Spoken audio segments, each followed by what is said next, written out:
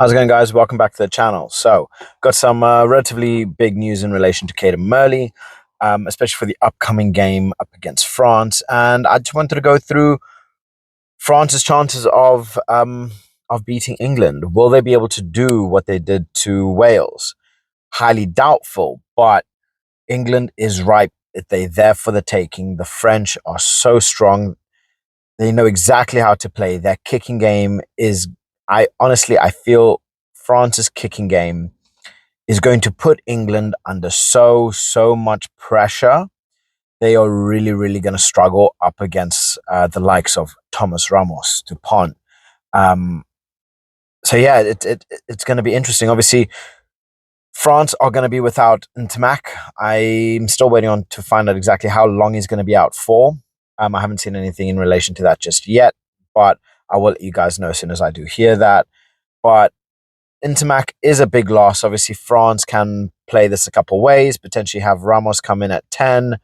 Um, we could see Jalibert come in at 10.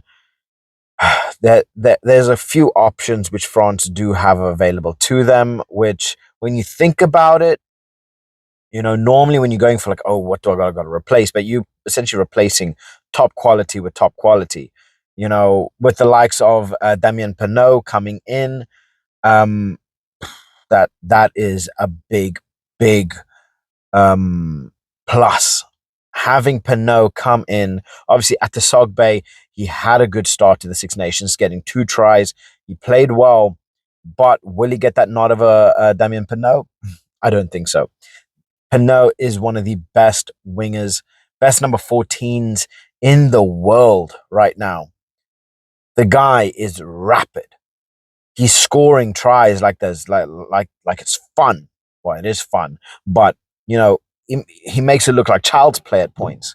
So having him come in, that's going to be a very big, a big boost for the French side. And then in terms of England, having a player like Cadan Murley, who he had a really promising start to the Six Nations, getting a try. He was really playing well up until Ireland ultimately figured him out. And then they just started to pile on pressure on him like there's no tomorrow and kind of just killed him off. I do believe Cadan Murley has gotten I think it's an ankle injury, which is going to have him out for a little bit. We're still waiting to see how long it is, how bad it genuinely is, but only time will tell in relation to that.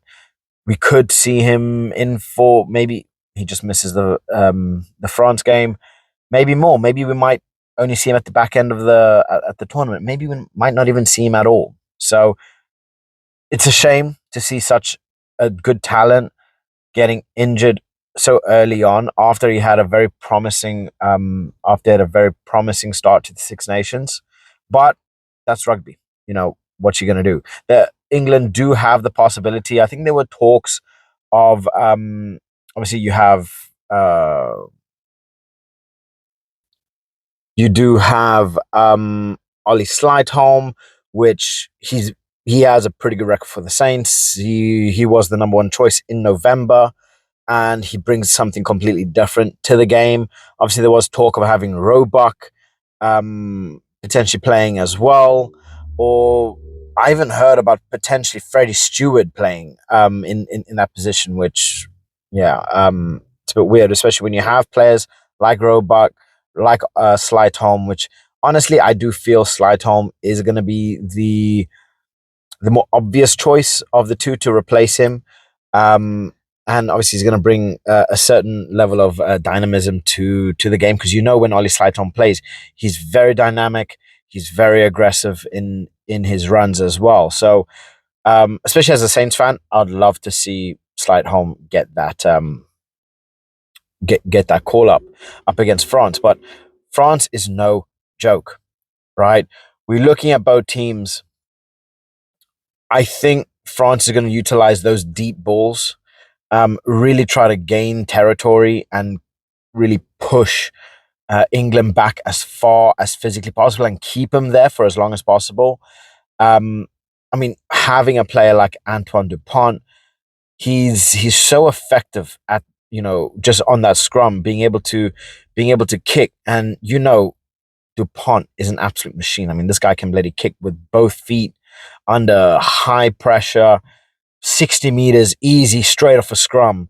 The guy is an absolute phenomenon. And having other players around him, having players like Thomas Ramos, who's also another brilliant kicker, would do well, right? But I think they're going to try and play hard. They have Miafao, they have Malvaca. They're going to hit them as hard as possible. I have a feeling Winnie Antonio is going to be playing again. I would love to see Bailly uh, play, but obviously Kroos did have a pretty good game as well. So I can't wait to see who France is going to choose to line up against this England squad, because they have so much versatility. They can really work around a lot, and England is not going to be any joke. I think if England are going to try and get anything, and I mean anything, out of this game, they're going to have to be playing the high balls, right? France do not like it in the air. Having a player like Marcus Smith, where we could potentially even see Marcus Smith maybe going to 15. I could see Marcus Smith going to 15 to relieve a bit of pressure, to allow him to really utilize his kicking game to the best, and to really put that pressure with his kicking on France. So I don't know. This is just thoughts that I've had, because Marcus Smith is so good, right? And when given a bit of freedom, he is even better. So I don't know. I have a feeling he's probably still going to play at that 10, but I could definitely see him being played in that 15 role, and then kind of working from there. So honestly, this is going to be a brilliant game. It's not going to be a run out. It's not going to be a 43-0 like France put out Wales. But I'm telling you, if France can hold out for the first 40 minutes, for the first half, if they can survive with having very minimal mistakes, and having as close of a gap in terms of points as possible, second half, France are going to take it.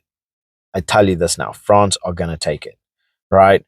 The one thing that we saw up against Ireland is Ireland made mistakes. England did not capitalize on it. They did not make them pay. They did not put that pressure and really utilize every single thing to their advantage. They did not. So when France make mistakes, and ultimately they are going to make mistakes, will England capitalize on it and take the best route? I don't know.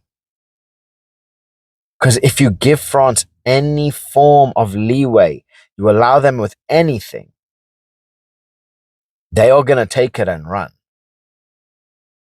Example: fumbles, handling errors. England made ridiculous handling errors. Or when Ireland made handling errors, what came out of it? Ireland got the ball. Ultimately, that's what happened, right? They didn't make them pay. They weren't pushing them back. They just weren't able to capitalize on a majority of the mistakes that Ireland made, and ultimately it paid off in Ireland's favor. So I would love to see England put out a really, really good show, but France right now is on another level. Again, Miafao ran 26 meters after a point of contact. Think about how far that is after contact. So I don't know. It's gonna be an interesting one. I would love to see Cunningham South start the game as well, because I think if England do win it, it's gonna be in the air. And Cunningham South, he's still young. He's still relatively inexperienced. He needs to gain that experience. And this France game, I think what that energy, that willingness to wear that shirt, that real fire, that fight, I think it will do. I think it will really, really, really do England, the world of good. So, but that's just my thoughts. Maybe I'm wrong. I want to hear what your guys think. So please, comment section below. Let me know what you guys think. I want to know what your score predictions are. I think France is going to take it away. First half, England is probably going to run the same way as up against Ireland. They're probably going to be winning or get close to the end of the first half, winning. And then France is going to come back around the 50th minute and just stop running it through England. But yeah, let me know what your thoughts in the comment section below. Please like and subscribe as always, as it really does help my channel grow. And I just want to be providing you guys with the best content possible. So on that note, I'll catch you guys in the next one. And I'll catch you for the next round of the Six Nations. Let's go.